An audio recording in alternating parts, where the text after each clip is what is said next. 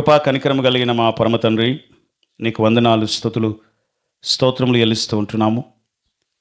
ఈ దినము మీ సన్నిధానములో చేరి ఈ ఉదయకాలమున మిమ్మల్ని స్తుతించి ఆరాధించి మీ నామమును గణపరచుటకు నీవు మాకు అనుగ్రహించిన ఈ సమయాన్ని బట్టి నీకు స్తోత్రాలు, వందనాలు చెల్లిస్తూ ఉంటున్నాము. ప్రభా, నీకు స్తోత్రములు, స్తోత్రములు. నీ వాక్యము వెల్లడి అగుట తోడనే మాకు వెలుగు కలుగుతుంది. ప్రభా, ఇదిగో ఈ సమయాన్ని మీరు దీవించండి. గతకాలపు మీ కాపుదల, మీ భద్రతను బట్టి నీకు వందనాలు, స్తోత్రములు చెల్లిస్తూ ఉన్నాం. ఈ దినపు మీ మాట కొరకు మేము నిలిచి ఉంటుండగా మీ సన్నిధిని దయచేయండి. మీ వాక్యము వెల్లడి అగునప్పుడు దానికి సంపూర్ణ విధేయత చూపినట్లుగా కృప దయచేయమని, మేము నేర్చుకోవలసినవి, మార్చుకోవలసినవి, సరిచేసుకోవలసిన వాటిని నీ కృప చొప్పున మాకు నాయనా నేర్పించమని ప్రార్థన చేస్తూ ఉన్నాం. కూడి వచ్చిన నీ బిడ్డలను దీవించండి. రావాల్సిన వారిని జ్ఞాపకం చేసుకోండి. ప్రతి ఆటంకములను దూరపరిచి మీ నామానికి మహిమ తెచ్చుకొనమని ప్రభు అయిన యేసుక్రీస్తు నామమున స్తుతించి ప్రార్థిస్తున్నాం తండ్రి. ఆమేన్, ఆమేన్, ఆమేన్. ఓకే, దేవునికి స్తోత్రం. ఈ దినము మనం చదివినటువంటి లేఖన భాగంలో ఆదికాండము 28వ అధ్యాయము 10వ వచనం నుండి 32వ అధ్యాయము 3వ వచనం వరకు ఈ వారం పోర్షన్గా మనము చూస్తూ ఉంటున్నాం. సో ఇందులో యాకోబు తన సహోదరుడైన ఏశావును విడిచి ఆరానుకు పారిపోతూ ఉంటాడు. అయితే ఒక రాత్రి ఆయన ఒక స్థలానికి వచ్చి, బేతేలు అనే స్థలానికి వచ్చి అక్కడ నిద్రించినప్పుడు దేవుడు అతనికి ఒక దర్శనాన్ని ఆయన చూసినట్లుగా, ఆ దర్శనములో ఆకాశమునంటే అటువంటి ఒక నిచ్చెన, దాని భూమి మీద నుండి ఆకాశమునంటే అంత ఆ కొన వరకు అది ఉన్నట్లుగా, దానిపైన దేవుడు నిలిచి ఉన్నట్లుగా మనము చూస్తూ ఉంటున్నాం. కాబట్టి ఆ స్థలంలో యాకోబు మరొక రాతిని నిలవబెట్టి, ఇది దేవుని మందిరం అవుతుందని, ఇది పరలోకపు గవిని అని యాకోబు మరి ఆ స్థలాన్ని దేవుని మందిరముగా మరి ఆ రాతి మీద నూనె పోసి దానిని ప్రతిష్ఠించినట్లుగా మనం చూస్తాం. అయితే ఆరానుకు చేరినటువంటి ఏమంటారు యాకోబు హారానులో రాహేలును, లేయాను వారిద్దరిని వివాహము చేసుకొని వారి ద్వారా సంతానమును కని, ఆ సంతానము దేవుని పిల్లలుగా తాను మరి ఏర్పరిచినట్లుగా మనము చూస్తాము. మరి తానున్నటువంటి ఆ యొక్క ప్రవాసములో, తన ప్రాంతము కానటువంటి ప్రాంతంలో ఉన్నటువంటి లాభాను దగ్గర తాను నిలిచి ఉన్నప్పుడు మరి అక్కడ అనేక సార్లు లాభాను చేత యాకోబు మోసం చేయబడతాడు. అంటే అక్కడ యాకోబు తన అన్న దగ్గర ఎట్లా మోసం చేశాడో, తండ్రి దగ్గర ఎట్లా మోసం చేశాడో, అదే తన లైఫ్లో మరలా రిపీట్ అవుతున్నట్లుగా మనము చూస్తూ ఉంటున్నాం. సో కాబట్టి ఈరోజు మనము ప్రత్యేకంగా యాకోబు యొక్క నిచ్చెన, యాకోబు దర్శనంలో కలిగినటువంటి ఆ నిచ్చెన గురించి మనము కొన్ని మాటలు దేవుని వాక్యంలో నుంచి మనము చూద్దాం. 28వ అధ్యాయం 10వ వచనం చదువుదాం. ఆదికాండం 28:10. యాకోబు బెయేర్షెబా నుండి బయలుదేరి హారాను వైపు వెలుచు ఒక చోట చేరి ప్రొద్దుగూకినందున అక్కడ ఆ రాత్రి నిలిచి ఉండెను. ఆ చోటి రాళ్లతో ఒకటి తీసుకొని తనకు తలగడగా చేసుకొని అక్కడ పండుకొనెను. అప్పుడు అతడు ఒక కల కనెను. అందులో ఒక నిచ్చెన భూమి మీద నిలవబడి ఉండెను. దాని కొన ఆకాశమును అంటుచుండెను. దేవుని దూతలు ఎక్కుచూ దిగుచూ నుండిరి.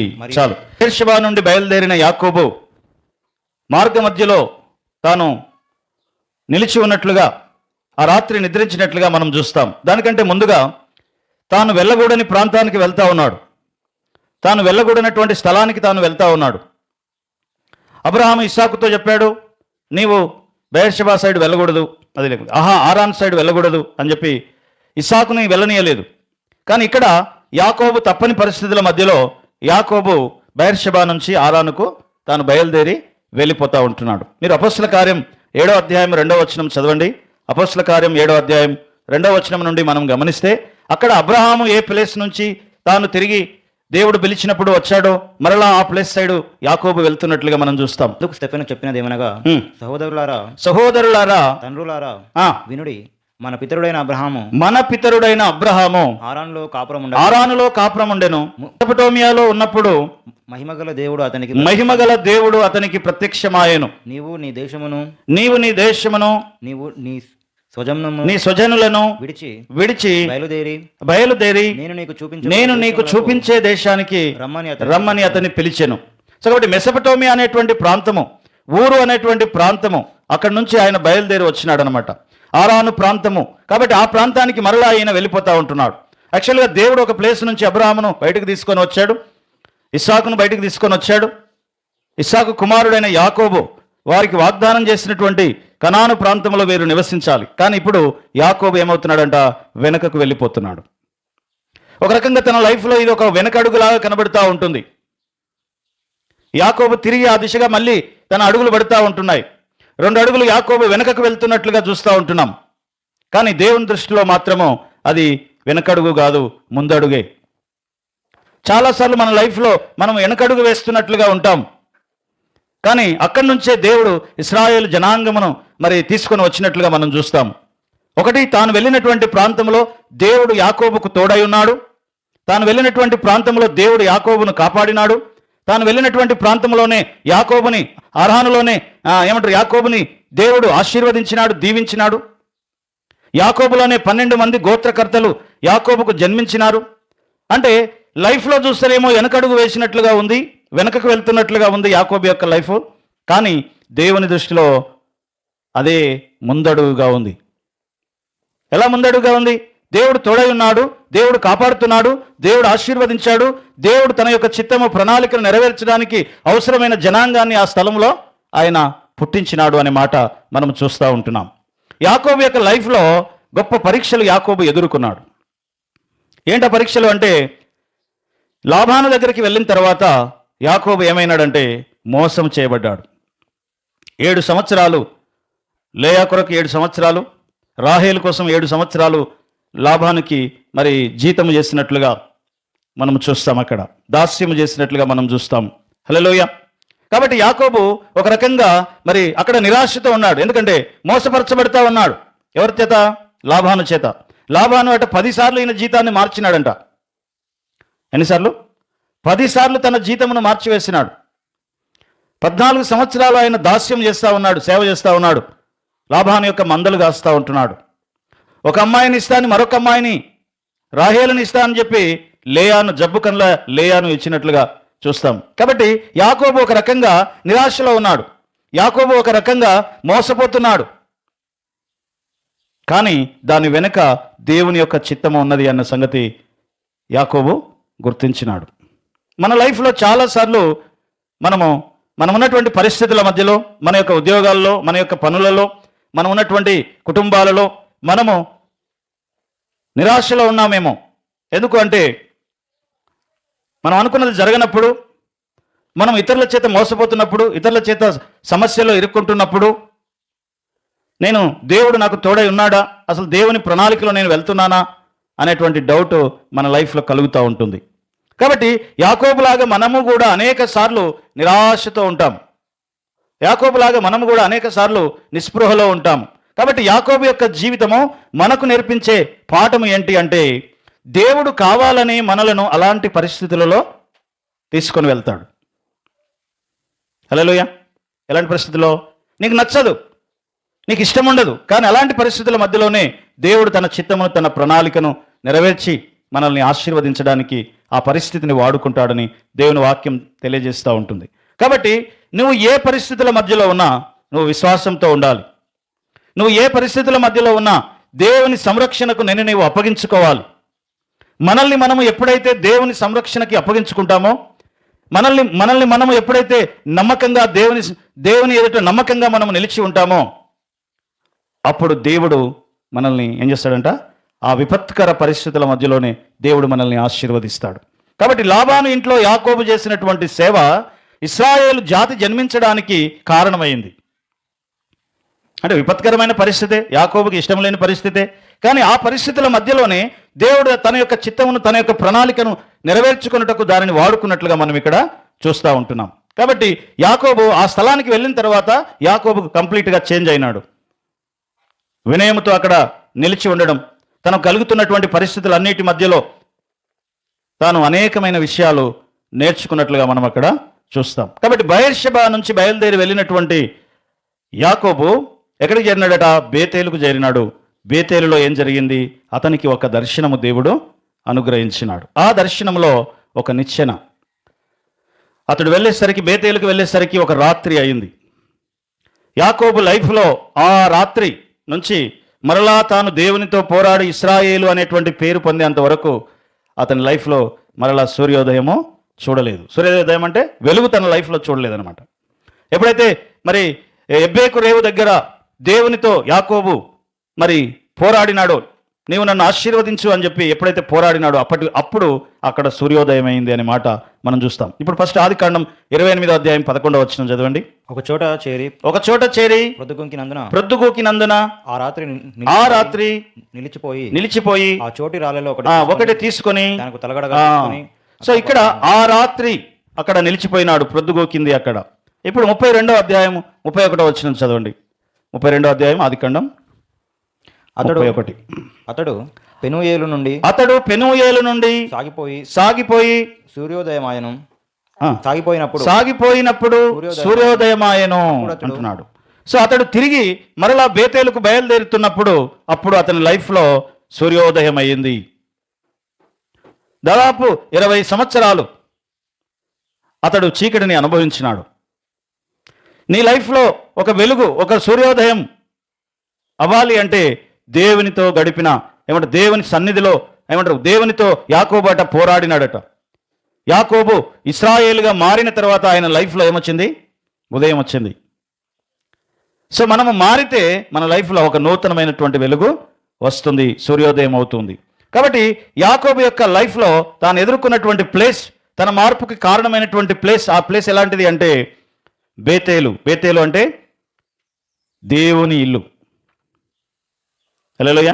బెత్లెహేం అంటే రొట్టెల ఇల్లు.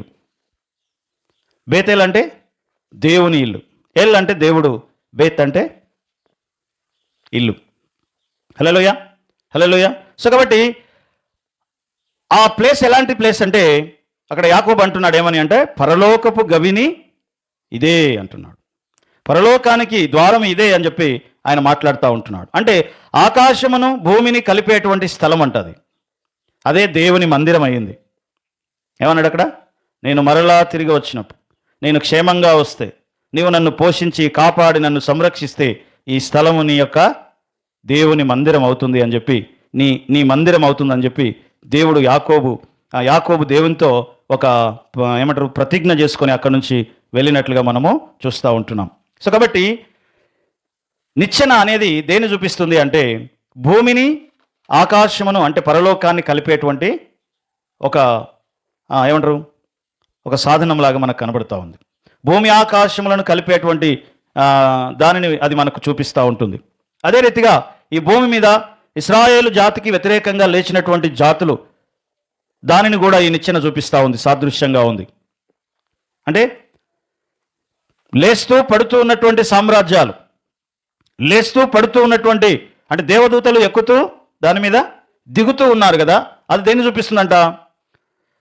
అన్యజనుల యొక్క దేశాలు, సకల ప్రపంచంలో ఇశ్రాయేలు మీద లేచినటువంటి దేశాలను చూపిస్తూ ఉంది. అవి లేస్తూ ఉన్నాయి, పడుతూ ఉన్నాయి, లేస్తూ ఉన్నాయి, పడుతూ ఉన్నాయంట. కానీ కంట్రోల్ అంతా ఎవరి మీద ఉంది అంటే దేవుని చేతిలో ఉంది అనే మాట మనం చూస్తాం. కాబట్టి అవి లేచుట పడుట అనే దర్శనాన్ని యాకోబు చూసినట్లుగా మనము ఇక్కడ గమనిస్తూ ఉంటున్నాం. ప్రపంచ సామ్రాజ్యాల ఎదుగుదల, వాటి పతనమును ఈ నిచ్చెన చూపిస్తూ ఉంది. హల్లెలూయా. నిచ్చెన దేనికి సూచన? ప్రపంచంలో ఉన్నటువంటి సామ్రాజ్యాల ఎదుగుదల, వాటి యొక్క పతనానికి అవి సూచనగా ఉన్నట్లుగా మనం చూస్తూ ఉంటున్నాం. అదే రీతిగా ఇశ్రాయేలు ప్రజల మీద వారు ఆధిపత్యాన్ని సాధించినప్పుడు ఎక్కుతూ ఉన్నారు, వారు ఆధిపత్యాన్ని సాధించినప్పుడు వారు దిగుతూ ఉన్నట్లుగా చూస్తున్నాం. ఇశ్రాయేలీల మీద ఆధిపత్యాన్ని సాధించినటువంటి వారు ఎవరు చరిత్రలో అని మనం చూస్తే 1 అష్షూరీయులు, 2 బబులోనీయులు, 3 పారసీకీయులు, 4 గ్రీకులు, 5వది రోమీయులు. ఈ 5 జాతుల వాళ్ళు ఇశ్రాయేలు జాతి మీద వారు ఆధిపత్యాన్ని సాధించినట్లుగా మనం చూస్తాం. సో కాబట్టి ఆదికాండం 28వ అధ్యాయం 15వ వచనం చూడండి. అక్కడ యాకోబు చెప్తున్న మాట మనం చూస్తాం. యాకోబుతో దేవుడు చెప్తున్న మాట, ఇదిగో ఆ, నేను నీకు తోడై ఉండి నేను నీకు తోడై ఉండి నీవు వెళ్ళు ప్రతి స్థలమందు నిన్ను కాపాడుచు ఈ దేశమునకు నిన్ను మరలా రప్పించెదను. నేను నీతో చెప్పినది ఆ, నెరవేర్చే వరకు ఆ, నేను నిన్ను విడువను అని చెప్పాను. కాబట్టి ఇశ్రాయేలును దేవుడు విడిచిపెట్టలేదు. ఎందుకంటే ఆ పైన, అంటే ఇప్పుడు ఆ నిచ్చెన పైన, భూమిని ఆకాశమును ఆనినటువంటి ఆ నిచ్చెన పైన ఎవరున్నారట? దేవుడు ఉన్నాడు. ఆ పైన దేవుడు నిలిచి ఉన్నాడు. అంటే సామ్రాజ్యాలన్నీ కూడా ఆధిపత్యాన్ని సాధిస్తూ పడిపోతూ ఉన్నప్పుడు కూడా దేవుడు వాటికి పైన ఎవరున్నారు అంటే దేవుడు నిలిచి ఉన్నాడు అనే మాట మనం చూస్తున్నాం. అందుకనే ఇశ్రాయేలు జాతి చరిత్రలో ఎన్ని సమస్యలను ఎదుర్కొన్నా, ఎన్ని కష్టాలు ఎదుర్కొన్నా, ఎంత చెల్లాచెదరైపోయినా వారిని మాత్రము దేవుడు ఏం చేయలేదట? విడిచిపెట్టలేదు అనే మాట మనం చూస్తాం.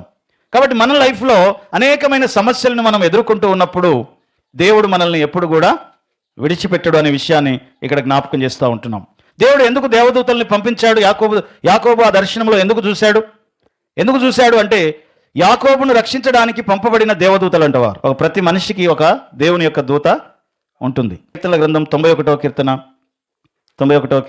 11వ వచనం, నీ మార్గములన్నిటిలో నిన్ను కాపాడుటకు ఆయన నిన్ను గూర్చి తన దూతలకు ఆజ్ఞాపించును. కాబట్టి దూతలు ఎవరు అంటే మనల్ని కాపాడడానికి ఉన్నటువంటి పరిచారకులంట.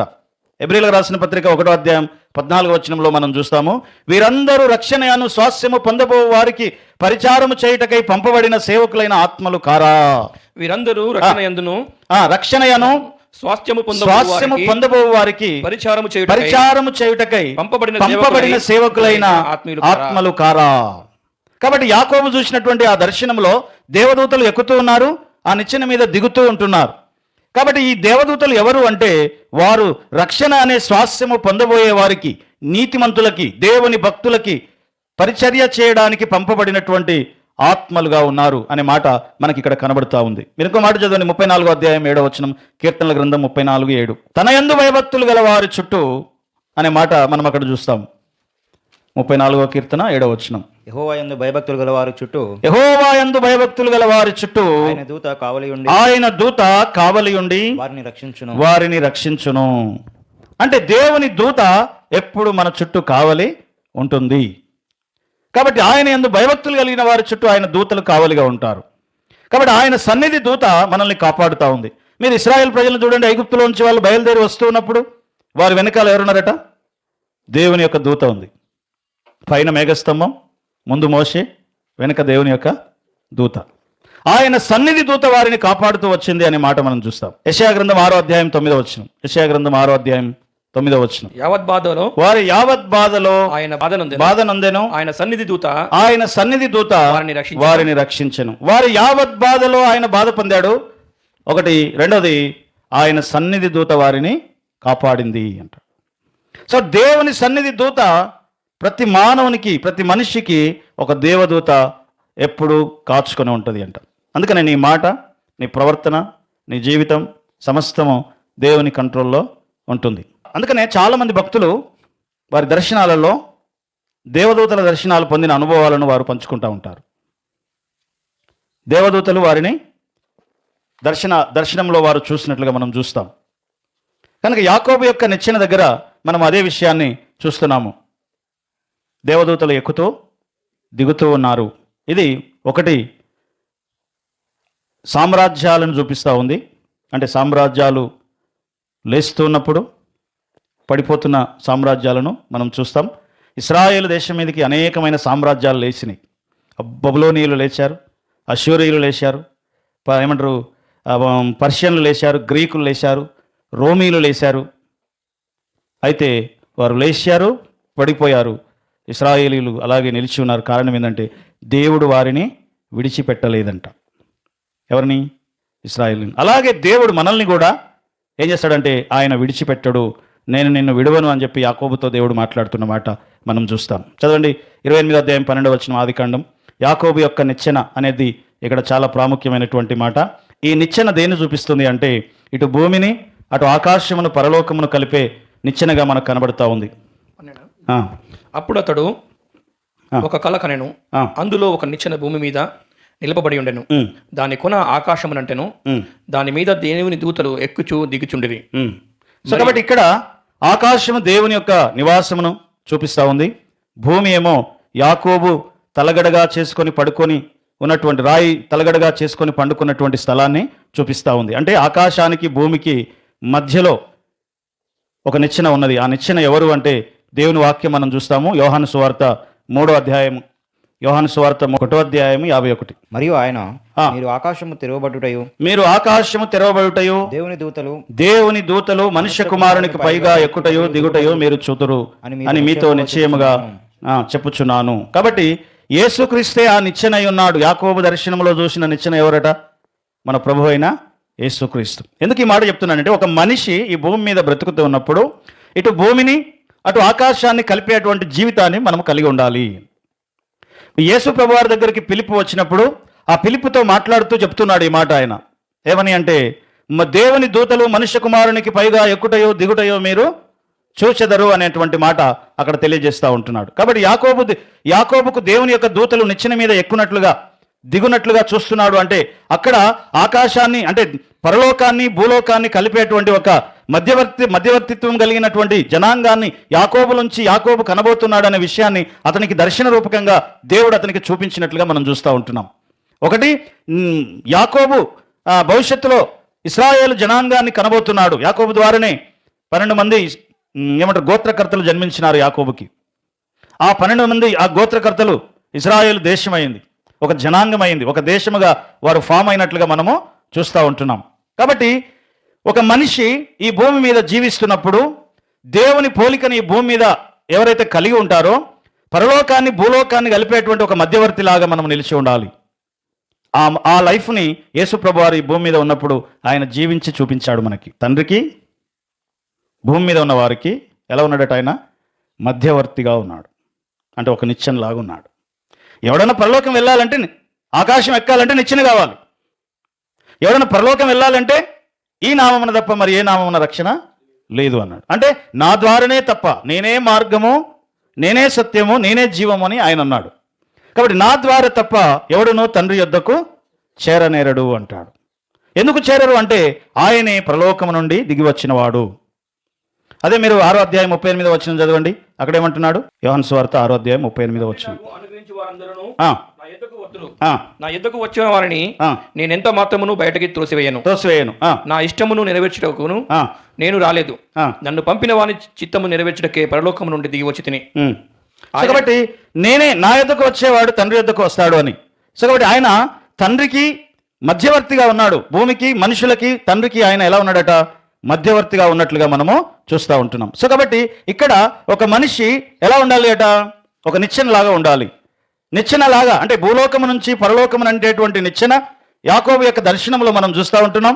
సో కాబట్టి యాకోబు జనాంగము ఎలా ఉంది అంటే పరలోకానికి భూలోకానికి ఒక నిచ్చెనలాగా ఇశ్రాయేలు జనాంగం ఉంది, ఇశ్రాయేలు జాతి ఉంది. అందుకనే ఈ భూమి మీద ఉన్న ఏ టెక్నాలజీ అయినా, ఏ యుద్ధ పరికరమైనా, ఏదైనా ఇన్నోవేషన్ ఏదైనా సరే దానికి మూలకర్తలు వారే అయి ఉన్నారు. హల్లెలూయా. నోబెల్ ప్రైజులు పొందినటువంటి మెజారిటీ పీపుల్ ఎవరున్నారంటే వాళ్ళే ఉన్నారు. ఏదైనా ఒక కొత్త సాఫ్ట్వేర్ కనిపెట్టారు అంటే ఎవరున్నారు అంటే వాళ్ళే ఉన్నారు. ఎందుకు అంటే దేవుడు వారిని ఏం చేసినాడంట? ఆశీర్వదించినాడు. వారు పరలోకానికి భూలోకానికి మధ్యవర్తులుగా ఉన్నారు. హల్లెలూయా. యెషయా గ్రంథం 57వ అధ్యాయం 15వ వచనం చదువుదాం.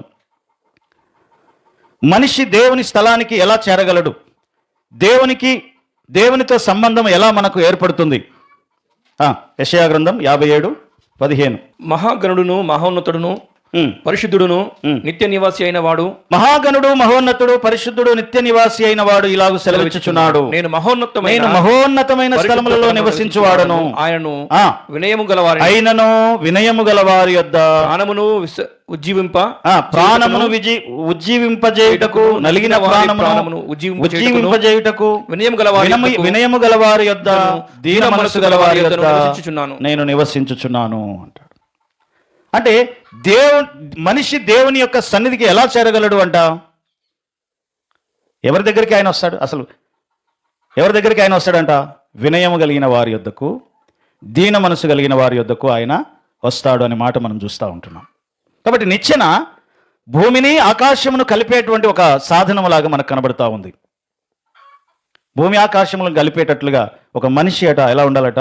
నిచ్చెనలాగా ఉండాలట. నీ ద్వారా ఏమంటారు? తండ్రిని తెలుసుకోవాలి, నీ ద్వారా దేవుని తెలుసుకోవాలి, నువ్వు ఒక నిచ్చెనలాగా ఉండాలి. అందుకని అంటున్నాడు, వినయము గల వారి ప్రాణమును ఉజ్జీవింపజేయుటకు, నలిగిన వారి ప్రాణమును ఉజ్జీవింపజేయుటకు వారి యొద్ద ఆయన నివాసం చేస్తాడు అనమాట. దేవుడు నివసించే స్థలములాగా, దేవునితో ఒక సహవాసము సంబంధము ఏర్పరచుకునే ఏమంటారు హృదయాన్ని కలిగి మనం ఈ భూమి మీద నిలిచి ఉండాలి అంటాడు. కాబట్టి నిచ్చెన దేవునితో మనకు సంబంధాన్ని ఏర్పరుస్తుంది. అయితే ఏ నిచ్చెన కావాలి, ఏదేది కావాలో మనం దేవుని వాక్యంలో చూస్తాం. ఒకటి ప్రార్థన. ప్రార్థన ఉంటే ప్రార్థన అనేది భూమిని ఆకాశాన్ని ఏం చేస్తుంది? కలుపుతుంది అన్నమాట. నీ ప్రార్థన ధూపం వలె ఆయన సన్నిధికి వెళ్తుంది అంట. సో ప్రార్థన అనేది పరలోకాన్ని భూలోకాన్ని కలిపేటువంటి ఒక సాధనముగా ఉన్నది. అందుకని ప్రార్థన మనము మన జీవితంలో కలిగి ఉండాలి. ప్రార్థన అనే నిచ్చెన కలిగి ఉండాలి. ఇంకా ఏం కలుపుతుంది? పరలోకాన్ని భూలోకాన్ని కలిపే విషయాలు ఏమున్నాయి అంటే, ఒకటి ప్రార్థన, రెండోది విశ్వాసము.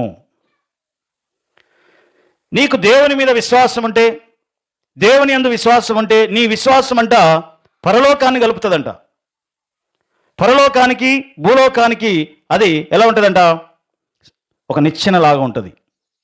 అందుకని విశ్వాసము ద్వారా మనము పరలోకాన్ని భూలోకాన్ని కలపవచ్చు అనే మాట మనం ఇక్కడ చూస్తూ ఉంటున్నాం. మన విశ్వాసం దేవుని సన్నిధి వరకు అది చేరుకుంటుంది. ఆ తర్వాత మనము ఈ భూమి మీద దేవుని ఆజ్ఞలను, దేవుని కట్టడలను పాటిస్తే, దేవుని చిత్తాన్ని ఈ భూమి మీద మనం నెరవేరిస్తే, మనము దేవునితో ఏమవుతామంట? కనెక్ట్ అవుతాం. ఆయన చిత్తం. అందుకని పరలోక ప్రార్థనలో చేస్తారు కదా, ఏమని? భూమి మీద నీ చిత్తము నెరవేర్చబడునుగాక అంటాడు. అంటే పరలోకంలో ఉన్నది భూమి మీద నెరవేర్చబడడం అనేది. ఇప్పుడు అమెరికాకి ఇండియాకి మధ్యలో ఎవరుంటారు? ఆ దేశానికి సంబంధించిన ఒక అంబాసిడర్ ఉంటారు. ఇండియాకి సంబంధించిన ఒక అంబాసిడర్ అక్కడ ఉంటాడు. వీళ్ళు ఏంటి అంటే, ఈ రెండు దేశాలు సమాధానముగా ఉండడానికి వీరు ప్రయత్నం చేస్తారనమాట. ఈ దేశం ఆ దేశానికి రాయబారాలు నడుపుతూ ఉంటారు. కాబట్టి భూమి మీద మనము పరలోకానికి సంబంధించినటువంటి ఆ రాయబారాన్ని నడిపే రాయబారులము అంట. తన పోలికలో తన పరలోక రాజ్యం యొక్క సిస్టమును, పరలోక రాజ్యం యొక్క నియమాలు తెలిసిన వాళ్ళని, పరలోక రాజ్యం యొక్క ఏమంటారు తండ్రి యొక్క చిత్తాన్ని ఎరిగిన వారమై ఈ భూమి మీద పరలోక రాజ్యపు రాయబారులముగా ఈ భూమి మీద మనం ఉన్నామంట. నిజమైన రాయబారి ఔషధము వంటివాడు అంటాడు. హల్లెలూయా. ఒక మెడిసిన్ లాంటి వాడు అంట. ఈ దేశానికి ఆ దేశానికి యుద్ధము రాకుండా, ఏం రాకుండా, యుద్ధము రాకుండా ఈ రాయబారి ప్రయత్నము చేస్తాడనమాట. హల్లెలూయా. సో కాబట్టి అందుకనే పరలోకంలో ఉన్నట్లుగా, పరలోకమందున్న మా తండ్రి నీ నామం పరిశుద్ధపరచబడుగాక, నీ రాజ్యం వచ్చుగాక, నీ చిత్తం పరలోకంలో నెరవేరినట్లు భూమి మీద నెరవేర్చబడును గాక అని చెప్పి మనం ప్రార్థనలో మనం జ్ఞాపకం చేసుకుంటాం. సో కాబట్టి పరలోకాన్ని కలిపే సాధనాలు ఏంటివి అంటే, ఒకటి ప్రార్థన, రెండోది విశ్వాసము, మూడోది మనము దేవుని వాక్యాన్ని అనుసరించినప్పుడు, దేవుని కట్టడలను అనుసరించినప్పుడు, దేవుని నియమాలను మనం అనుసరించినప్పుడు పరలోకానికి భూలోకానికి మనము నిచ్చెనలాగా ఉంటామని దేవుని వాక్యము మనము చూస్తూ ఉంటున్నాం. అయితే ఇక్కడ ఈ దర్శనం కలిగినప్పుడు మరి యాకోబు దేవునితో చెప్పినటువంటి మాట 28వ అధ్యాయం 13వ వచనం, ఆదికాండం 28వ అధ్యాయం 13వ వచనం. దేవుడు యాకోబుకు చేసినటువంటి వాగ్దానము, తర్వాత యాకోబు దేవునితో పెట్టుకున్నటువంటి ఆ యొక్క షరతు గురించి కూడా మనం అక్కడ చూస్తాం. దానికి పైగా నిలిచి, నేను నీ తండ్రి అయిన అబ్రహాము దేవుడు, నేను నీ తండ్రి అయిన అబ్రహాము దేవుడను, ఇస్సాకు దేవుడనైన యెహోవాను నీవు పండుకొని ఉన్న ఈ భూమిని నీకును నీ సంతానమునకును ఇచ్చేదను. నీ సంతానము భూమి మీద లెక్కకు ఇసుకరేణుల వలె వగును. కాబట్టి ఇక్కడ దేవుడు యాకోబుకి ఇస్తున్నటువంటి వాగ్దానం, అబ్రహాముతో ఇస్సాకుకు నేను వాగ్దానం చేసినటువంటి ఆ యొక్క దేశాన్ని నేను నీకు నీ సంతానానికి ఇస్తాను అని చెప్పి యాకోబుకి దేవుడు చెప్తున్నటువంటి మాటగా మనం అక్కడ చూస్తూ ఉంటున్నాం. కాబట్టి దేవుడు స్వయంగా యాకోబుకు దర్శనములో ఆయన మాట్లాడుతున్నట్లుగా యాకోబుతో చేసినటువంటి నిబంధనని, ఇస్సాకుతో చేసినటువంటి నిబంధనని యాకోబు యొక్క లైఫ్లో ఆయన నెరవేర్చుతూ ఉంటున్నాడు. కాబట్టి దర్శనాన్ని మనం కలిగి ఉండాలి. దేవుని దర్శనాన్ని మనం చూడగలిగిన వారమై ఉండాలి. దేవుని యొక్క దర్శనం ఏంటి, దేవుని యొక్క చిత్తం ఏంటి అంటే, భూలోకాన్ని పరలోకాన్ని కలపాలి, పరలోకాన్ని భూలోకాన్ని కలపాలి. పరలోకంలో జరుగుతున్నదే భూమి మీద కూడా జరిగేటట్లుగా పరలోకంలో ఏం జరుగుతుంది? వేలాది దూతల చేత, విమల శరాపుల చేత నిరంతరము పరిశుద్ధుడు పరిశుద్ధుడు పరిశుద్ధుడని గాన ప్రతిగానముల చేత ఆయన కొనియాడబడుతూ ఉంటున్నాడు. ఇంకొక మాట యెషయా గ్రంథంలో ఉంటుంది, సముద్రము నీళ్లతో నిండి ఉన్నట్లుగా లోకమంతా దేవుని గురించినటువంటి జ్ఞానముతో నిండి ఉండాలంట. అది దేవుని చిత్తం. అదే 2వ తిమోతి పత్రిక 2వ అధ్యాయం 4వ వచనంలో మనం చూస్తాము, దేవుడు మనకిచ్చినటువంటి దర్శనం. ఈ సంఘమును స్టార్ట్ చేసినప్పుడు, మన యొక్క మినిస్ట్రీని స్టార్ట్ చేసినప్పుడు, జాయిన్ మిషన్ని స్టార్ట్ చేసినప్పుడు దేవుడు ఇచ్చిన దర్శనాన్ని మనం అక్కడ చూస్తాం.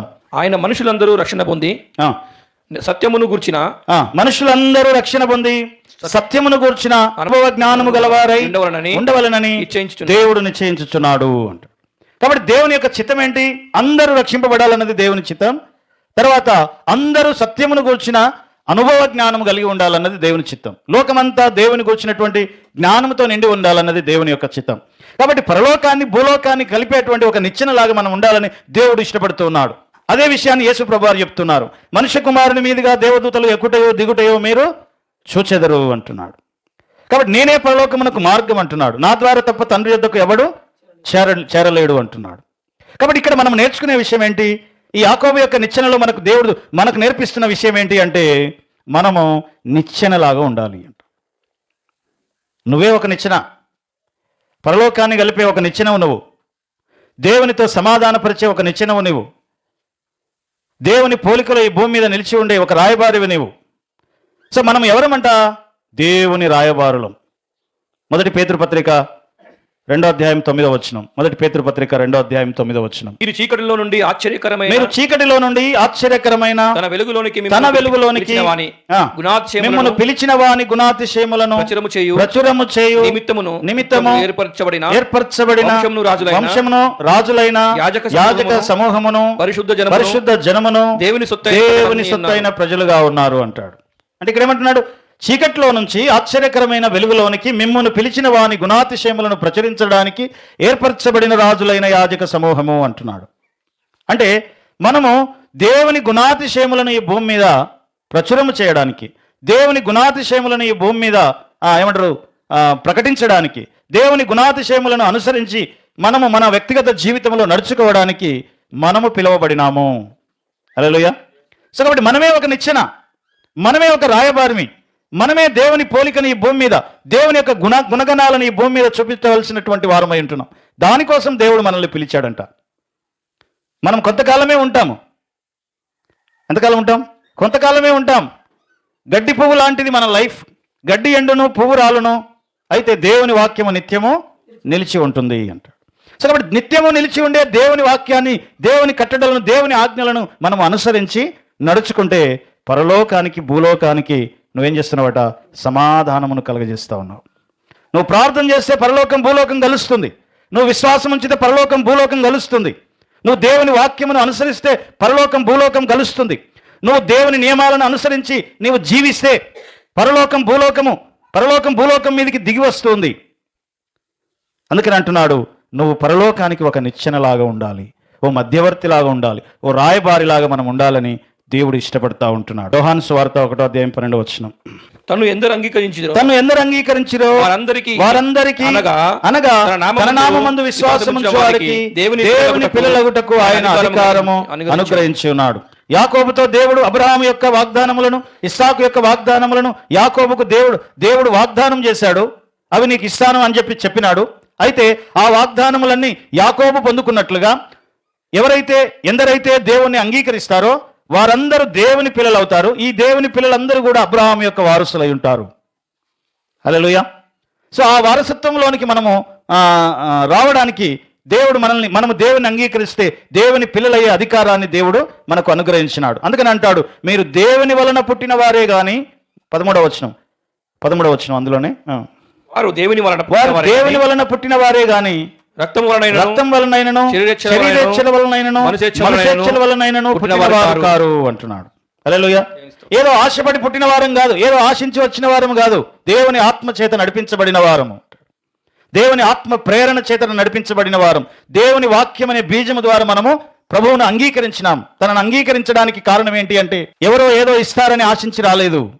దేవుని వాక్యము చేత పరిశుద్ధాత్మ దేవుడు మా హృదయాలలో కార్యము జరిగిస్తే ప్రభువును అంగీకరించి ఆయన యందు విశ్వాసం ఉంచి ఆయన పిల్లలుగా, ఆయన కుమారులుగా, ఆయన వారసులుగా ఈ భూమి మీద మేము నిలిచి ఉన్నాము అనే మాట ఇక్కడ జ్ఞాపకం చేస్తూ ఉంటున్నాడు. అయితే యాకోబుకి దేవుడు అంటే తెలుసు. ఇస్సాకు అనేకమైన విషయాలు చెప్పాడు యాకోబుకి దేవుని గురించి. యాకోబు యొక్క తాత అయిన అబ్రహాము చెప్పాడు ఆయనకి దేవుని గురించి. దేవుడు అంటే ఎలా ఉంటాడో, దేవుడు అంటే ఏంటో తెలుసు ఆయనకి. కానీ ఆ రాత్రి ఆ దర్శనంలో దేవుడు కనబడ్డప్పుడు మాత్రం మిక్కిలి భయపడినాడంట. ఏమైనాడు? అంతకుముందేమో విన్నాడు దేవుని గురించి, దేవుడు చేసిన అద్భుతాల గురించి విన్నాడు, దేవుడు చేసినటువంటి కార్యముల గురించి విన్నాడు, అబ్రహామును ఎలా పిలిచాడో విన్నాడు, అబ్రహాముకు దేవుడు ఎలా తోడై ఉన్నాడో యాకోబు విన్నాడు, ఇస్సాకుకు దేవుడు ఎలా తోడై ఉన్నాడో విన్నాడు. వింటూ వచ్చాడు ఇంతకాలం. కానీ ఆ రాత్రి ఆ దర్శనంలో ఆ నిచ్చెనకు పైన దేవుడు నిలిచి ఉన్నాడంట. ఆ దేవుడు మాట్లాడుతూ ఉన్నాడు, అబ్రహాముకు నేను వాగ్దానం చేసిన వాగ్దానమును, ఇస్సాకుతో నేను చేసిన నిబంధనను నీ యందు నెరవేరుస్తాను అన్నాడు. అందుకని ఆయన లేవగానే అంటున్నాడు ఏమని? 28వ అధ్యాయం 17వ వచనంలో, 28వ అధ్యాయం 17వ వచనం ఆదికాండం. ఈ స్థలము ఎంతో భయంకరము, ఇది దేవుని మందిరమే గాని వేరొకటి కాదు. పరలోకపు గవిని ఇదే అనుకోలేను. తెల్లవారినప్పుడు యాకోబు లేచి తాను తలగడగా చేసుకున్న రాయి తీసి దాన్ని స్తంభముగా నిలిపి దాని కొన మీద నూనె పోసెను. దాని కొన మీద నూనె పోసినాడు. అంటే అది ఎంతో భయంకరంగా ఉందంట. గడగడ వణికిపోయాడంట. ఇది పరలోకపు గవిని అంటాడు. పరలోకానికి ద్వారి ఇదే అంటాడు అనమాట. ఇక్కడ దేవుడు ఉన్నాడు. ఇంకా ఏమంటాడు ఆయన అంటే 21వ వచనంలో, ఇది దేవుని మందిరం అవుతుంది అంటాడు. తినుటకు ఆహారం ఇచ్చి, ధరించుకున్నటకు వస్త్రములు ఇచ్చి, నాకు దయచేసిన ఎడల యెహోవాయే నాకు దేవుడై ఉంటాడు. స్తంభముగా నేను నిలిపిన ఈ రాయి దేవుని మందిరం అవుతుంది. నీవు అంటే దేవునికి ఈయన షరతు పెడుతున్నాడు. ఏంటి ఆ షరతు? నువ్వు నన్ను దీవిస్తే, నన్ను పోషిస్తే, నన్ను కాపాడితే, నాకు వస్త్రం ఇస్తే, ఆహారం ఇస్తే, నేను క్షేమంగా తిరిగి వస్తే ఈ స్థలము నీ మందిరం అవుతుంది అంటాడు. హల్లెలూయా. సో కాబట్టి దేవుని మందిరంలో ఆయన ఉన్నాడు. అందుకని ఆ మందిరంలో కలిగిన దర్శనాన్ని చూసి ఆయన భయపడినట్లుగా మనం చూస్తాము. మనకు పులి గురించి బాగా తెలుసు. పులి అంటే తెలుసుగా మనకి, సింహం అంటే తెలుసుగా, తెలుసు. కానీ అదే సింహం నీ ఎదురుగా వచ్చింది అనుకో, వణికిపోతాం కదా. ఇప్పటిదాకా విన్నాం సింహం గురించి, పులి గురించి విన్నాం, కానీ అదే సింహం మన దగ్గరకు వచ్చిందనుకో. యాకోబు దాన్ని అనుభవించాడు అనమాట ఆ రాత్రి. అప్పటిదాకా విన్నాడు అబ్రహాము నుంచి, ఇస్సాకు నుంచి విన్నాడు. కానీ ఆ రాత్రి దేవుడే డైరెక్ట్గా వచ్చి అతనితో మాట్లాడుతూ ఉన్నప్పుడు అతడు గజ వణికిపోయాడంట. హల్లెలూయా, హల్లెలూయా. సో కాబట్టి ఆ యాకోబు దేవునితో మాట్లాడుతూ ఏమంటున్నాడంటే ఒక షరతు పెడతా ఉన్నాడు. ఏమని? నీవు నన్ను పోషించి, నన్ను కాపాడి, నన్ను సంరక్షించి, నేను మరలా క్షేమంగా నా తండ్రి ఇంటికి వస్తే నేనేం చేస్తా? నువ్వే నా దేవుడు అయి ఉంటావు. నేను నిలిపినటువంటి ఈ రాయి నీ మందిరం అవుతుంది అంటాడు. యాక్చువల్గా అక్కడ నిలబెట్టినటువంటి రాయి అట, తాను తలగడగా పెట్టుకున్నప్పుడు 12 రాళ్ళు పెట్టుకొని పడుకున్నాడట. తాను తెల్లవారు లేచేసరికి ఆ 12 రాళ్ళు ఒక రాయిగా మారిపోయినాయి అంట. ఇది యూదు రబ్బీలు చెప్పేటువంటి మాట. దాది ఏం చూపిస్తుంది అంటే ఇశ్రాయేలు జాతి ఒకటిగా ఉండడం, ఏకత్వాన్ని చూపిస్తుంది. దేవుడు ఒక్కడే, ఆయన అద్వితీయుడు. అంటే ద్వి అనేటువంటి లేనటువంటి వాడు, అద్వితీయుడు. ఆ అద్వితీయుడైన దేవుణ్ణి కలిగినటువంటి మనము ఏమై ఉండాలంట? ఒకటిగా ఉండాలి. మనం ఒకటై ఉండడం దేవుని చిత్తం. సహోదరులు ఐక్యత కలిగి నివసించుట ఎంత మేలు, ఎంత మనోహరము అంటాడు. ఓ భార్యాభర్తలు ఇద్దరు కలిసి ఒకటై ఉండుట, ఓ సంఘం ఒకటిగా ఉండుట, ఒక సమాజం ఒకటిగా ఉండుట దేవుని చిత్తం. అందుకని అంటాడు ఎఫెసీ పత్రిక 5వ అధ్యాయంలో అంటాడు, ఏమంటాడంటే పరిశుద్ధులు సంపూర్ణులు అవ్వాలి, అందరూ ఏకత్వంలోనికి రావాలి. దీని కొరకు 5 పరిచర్యలు ఇచ్చాడంట. కాపరులు, ఏమంటారు, బోధకులు, అపోస్తలులు, పరిచారకులు, వీళ్ళందరూ కూడా దేని కొరకు పనిచేయాలి? యూనిటీ కోసం పనిచేయాలి. ఓ సమాజం యూనిటీగా ఉండాలి అంటే అందులో అపోస్తలుల పాత్ర ఉండాలి, బోధకుల పాత్ర ఉండాలి, కాపరుల పాత్ర ఉండాలి, పరిచారకుల పాత్ర ఉండాలి. ఈ 5 పరిచర్యలు దేవుడు ఎందుకు ఇచ్చాడు సంఘానికి అంటే దేనికోసం? వీళ్ళంతా నపరో గుంపు పెట్టుకోవడానికి కాదు. హల్లెలూయా. దేనికోసం అంట? అందరూ ఒక యూనిటీగా ఉండాలి. సంఘం అంతటిని యూనిట్లోనికి నడిపించడానికి, సమాజం అంతటిని యూనిట్లోనికి నడిపించడానికి, ఏకత్వంలోనికి నడిపించడానికి వీళ్ళందరూ పనిచేయాలంట. క్రీస్తును గురించినటువంటి జ్ఞాన విషయంలో వారందరూ కూడా ఏమై ఉండాలట? ఏకత్వం కలిగి ఉండాలి. సత్యమును గురించిన అనుభవ జ్ఞాన విషయంలో నేను ఒక అనుభవ జ్ఞానాన్ని కలిగి, నువ్వు ఒక అనుభవ జ్ఞానాన్ని కలిగి, వేరు అనుభవ జ్ఞానాలు కలిగి ఉండడం దేవుని చిత్తము కాదు. అందరూ ఒక తాటి మీదికి రావడం, అందుకని అందరూ ఒక పేజీలో ఉండడం, అందరూ ఒక పేజీని చదవడం, అందరూ ఒక వాక్య ధ్యానం కింద ఉండడం, ఒక ఉపదేశం కింద ఉండడం దేవుడు కోరుతా ఉంటున్నాడు అనమాట. హల్లెలూయా, హల్లెలూయా. సో కాబట్టి ఏమంటే దేవుడు నాకు తోడై ఉంటే అని యాకోబు చెప్తున్నటువంటి మాట. అంటే దేవుడు ఇవ్వకపోతే ఆయన దేవుడు అయి ఉండడా? హల్లెలూయా, హల్లెలూయా. సో కాబట్టి దేవునితో మనం ఎలా వ్యవహరించాలి, దేవునితో ఎలాగ దేవునితో మనము నడుచుకోవాలి అనే విషయాన్ని మనం ఇక్కడ జ్ఞాపకం చేస్తూ ఉంటున్నాం. దేవునితో ఏదో ఆశించి ఒకవేళ ఇస్తేనే, దేవుడు ఇవ్వకపోతే, దేవుడు ప్రేమిస్తేనే, లేకపోతే దేవుడు ఆశీర్వదిస్తేనే అనేటువంటి దాన్ని ఇక్కడ యాకోబు తెలియజేస్తూ ఉంటున్నాడు. నా కోరిక నెరవేరిస్తేనే నీవు నా దేవుడు అయి ఉంటావు అంటున్నాడు. మరి నెరవేర్చకపోతే, ఈ కోరిక నెరవేర్చినా నెరవేర్చకపోయినా ఆయన దేవుడై ఉన్నాడు. ఎందుకంటే ఆయన అబ్రహాముతో ఆయన నిబంధన కలిగి ఉన్నాడు. కాబట్టి దేవునితో మన వ్యక్తిగత సంబంధం మనము ఆయనను ప్రేమించే దాన్ని బట్టి ఉంటుంది. మనము ఆయన ఎడల మనం కలిగి ఉన్నటువంటి ఆసక్తిని బట్టి ఉంటుంది. ఓ బిచ్చగాడంట రాజుగారి దగ్గరికి వెళ్ళి, రాజా నీవు నాకు ఇస్తేనే నీవు నాకు రాజు అయి ఉంటావు అన్నాడట. నువ్వు నాకు ఇస్తేనే, నీకు ఇవ్వకపోయినా ఆయన రాజే నీకు. హల్లెలూయా. యాకోబు అంటున్నాడు ఏమని, నువ్వు నాకు ఇస్తేనే నీవు నాకు దేవుడు అయి ఉంటావు. చాలామంది ఇదే షరతు పెడతారు దేవునికి. నువ్వు నాకు ఇది చేస్తే నేను ఇలా ఉంటా, నేను ఇది చేస్తే నేను నిన్ను నమ్ముతా, నేను ఇది చేస్తే నువ్వు ఇది చేస్తే. కానీ దేవుడు అంటున్నాడు నీకు ఇవ్వకపోయినా ఆయన నీకు దేవుడై ఉన్నాడు అనే విషయాన్ని ఇక్కడ జ్ఞాపకం చేస్తూ ఉంటున్నాడు. హల్లెలూయా, హల్లెలూయా. సో కాబట్టి యాకోబులాగా మన లైఫ్ని నిజమైనటువంటి విశ్వాసాన్ని మనం దేవుని ఎడల కనుపరచాలి. ఆయన దేవుడు కాబట్టి ఆయన యందు మనం విశ్వాసం కలిగి ఉండాలి. ఆయన దేవుడు కాబట్టి ఆయన మనల్ని ప్రేమించాలి. ఆయన దేవుడు కాబట్టి ఆయనతో మన యొక్క సహవాసాన్ని ఏం చేయాలంట, కొనసాగించాలి. కాబట్టి మనము ఈ సమాజంలో మనం నిలిచి ఉన్నాం. మనం ఒక నిచ్చెనలాగా ఉండాలి. పరలోకాన్ని భూలోకాన్ని కలిపేటువంటి ఒక నిచ్చెన వల్ల ఈ భూమి మీద మనం నిలిచి ఉండాలి. సాక్ష్యం ఉండాలి. నీ సాక్ష్యమే పరలోకానికి ఒక నిచ్చెనలాగా ఉంటుంది.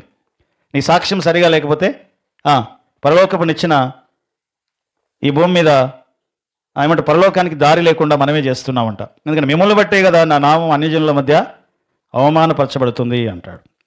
అన్యజనులు ఎప్పుడు దేవుని స్తుతిస్తారు? దేవుని ఎరగని వారు ఎప్పుడు దేవుని స్తుతిస్తారు అంటే, వారు మనల్ని చూసినప్పుడు, మన జీవన విధానాన్ని చూసినప్పుడు, మన నడవడికను చూసినప్పుడు, మన మంచి పేరును చూసినప్పుడు, మంచి సాక్ష్యం చూసినప్పుడు ఏమంటారట, మీ దేవుడు గొప్పోడయ్యా అని దేవుణ్ణి ఏం చేస్తారట, వాళ్ళు స్తుతిస్తారంట. ఇంకా ముందుకు వెళ్ళి ఏం చేస్తారంటే, నయోమి వెంబటి రూతు వచ్చినట్లుగా. నయోమి వెంబటి రూతు ఎలా వచ్చింది? నయోమి ఏమో ఇశ్రాయేలీరాలు, రూతు ఎవరు? మోయాబీరాలు. ఈ మోయాబీరాలైనటువంటి స్త్రీ ఏం చేసిందట, తన అత్త అయిన నయోమిని పట్టుకొని ఏమన్నదట, నీ దేవుడే నా దేవుడు, నువ్వెక్కడ చచ్చిపోతే నేను కూడా అక్కడే పాతి పెట్టబడతా, నీ జనమే నా జనము అని నయోమితో రూతు వచ్చింది అంట. అందుకని అంటాడు, అంత్య దినములలో ఒక యూదుని చెంగు 10 మంది పట్టుకొని అంటారంట, మా ఆహారమే మేము తింటాం, మా వస్త్రమే మేము ధరించుకుంటాం, నీ పేరు మేము పెట్టుకుంటాం. ఒక యూదుని ఎమ్మటి 10 మంది వస్తారంట అతని చెంగు పట్టుకొని. ఎప్పుడు వస్తారు అంటే ఆ స్థాయిలో మనము ఏం చేయాలంటే మనము ఈ భూమి మీద జీవించాలి. ఇక్కడ నేర్చుకునే విషయం ఏంటంటే, పరలోకానికి భూలోకానికి నిచ్చెనలాగా మన ప్రభు అయిన యేసు ఉన్నట్లుగా మనము కూడా ఈ భూమి మీద నిలిచి ఉండాలి. అలా నిలిచి ఉన్నప్పుడు దేవుడు తప్పకుండా నేను దీవిస్తాడు.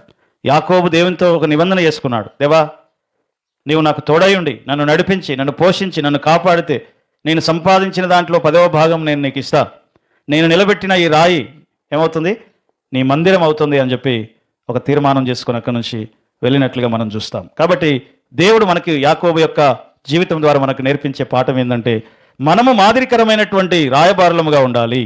అంటే 2 రాజ్యాలను కలిపే ఒక నిచ్చెనలాగా, 2 రాజ్యాలను కలిపే ఒక రాయబారిలాగా, 2 లోకాలను కలిపే ఒక వ్యక్తిలాగా మనం ఉండాలి. అందుకు మా దేవుడు మనం ప్రార్థన ద్వారా మనం కలపగలం, విశ్వాసం ద్వారా మనం కలపగలం, దేవుని వాక్యాన్ని ఈ భూమి మీద అనుసరించడం ద్వారా మనము పరలోకాన్ని భూలోకానికి సమాధానమును మనము కలగజేయగలమంట. అటువంటి కృప దేవుడు మనకు అనుగ్రహించునుగాక. తల వంచుదాం, కళ్ళు మూసుకుందాం, ప్రార్థన చేద్దాం. యాకోబు యొక్క లైఫ్ని మనం చూస్తూ ఉన్నాం. హారానుకు వెళ్తుండగా మార్గ మధ్యలో బేతేలు దగ్గర ఆ రాత్రి అతనికి కలిగినటువంటి దర్శనం, ఆ దర్శనంలో భూలోకము మీద నుంచి పరలోకపు ఆకాశము వరకు అంటి ఉన్నటువంటి ఒక నిచ్చెన ఆ నిచ్చెన మీద దేవదూతలు ఎక్కుతూ దిగుతూ ఉన్నటువంటి ఆ దేవదూతలను తాను చూస్తున్నట్లుగా, ఆ దేవదూతలకు పైగా దేవుడు నిలిచి యాకోబుతో మాట్లాడినట్లుగా మనం చూస్తూ ఉంటున్నాం. కాబట్టి అబ్రహాముతో వాగ్దానం చేసిన, ఇస్సాకుతో చేసినటువంటి ఆ నిబంధన నీ యందు నెరవేరుస్తానని యాకోబుతో దేవుడు మాట్లాడినాడు. అయితే యాకోబు, నేను క్షేమముగా వెళ్ళి మరలా తిరిగి వస్తే నీవే నా దేవుడవై ఉంటావు, నేను నిలబెట్టిన ఈ రాయి నీ మందిరం అవుతుంది అని యాకోబు సెలవిచ్చినట్లుగా, సో మనము ఒక తీర్మానంతో ఈ స్థలం నుంచి వెళ్ళాలి. మనమే ఒక నిచ్చెనలాగా, రెండు లోకాలను కలిపే ఒక నిచ్చెనలాగా మనం ఈ భూమి మీద నిలిచి ఉండాలి. చీకట్లో నుంచి మనం బయటకు వచ్చాం. దేని కొరకు? దేవుని గుణాతిశయములను ఈ భూమి మీద ప్రచురము చేయడానికి. రాజులైన యాజక సమూహముగా, తన సొత్తైన ప్రజలుగా దేవుడు మనల్ని ఏర్పరచుకున్నాడు. మహాగణుడా, మహోన్నతుడా, సర్వశక్తి కలిగిన మా తండ్రి, నీకు వందనాలు చెల్లిస్తున్నాం. వినయము గల వారి వద్ద నీవు నివసించే దేవుడు నాయనా. ఇదిగో తండ్రి, మరి మేము ఒక నిచ్చెనలాగా ఉండాలని ఇదిగో నీ వాక్యం ద్వారా నీవు మాతో మాట్లాడుతున్నావు. యోహాను సువార్త 1వ అధ్యాయం 51వ వచనంలో దేవదూతలు మనుష్య కుమారునికి పైగా ఎక్కుటయో దిగుటయో మీరు చూచెదరని, యేసు ప్రభువారే పరలోకానికి మార్గముగా, నా ద్వారా తప్ప తండ్రి యొద్దకు ఎవడు చేరలేడని ఒక నిచ్చెనలాగా తానున్నట్లుగా మేము చూస్తూ ఉంటున్నాం. ప్రభా, ఈ లోకానికి మేము నిచ్చెనలాగా, ఒక రాయబారిలాగా, ఒక మంచి సాక్ష్యమును ఈ భూమి మీద సంపాదించడానికి, మమ్మల్ని బట్టి మిమ్మల్ని స్తుతించేటట్లుగా చేయుటకు నీ కృప దయచేయండి. నయోమి వెంట రూతు వచ్చినట్లుగా, ఒక యూదుని వెంట 10 మంది వచ్చినట్లుగా ఇదిగో మా జీవితాలను చూసి జనులు రావడానికి మార్గములను సరళము చేయండి. మమ్మల్ని మేము మార్చుకొని మా జీవితాలను కట్టుకొనుటకు కృప చూపమని ప్రభువైన యేసుక్రీస్తు నామమున స్తుతించి ప్రార్థిస్తున్నాం తండ్రి. ఆమేన్, ఆమేన్.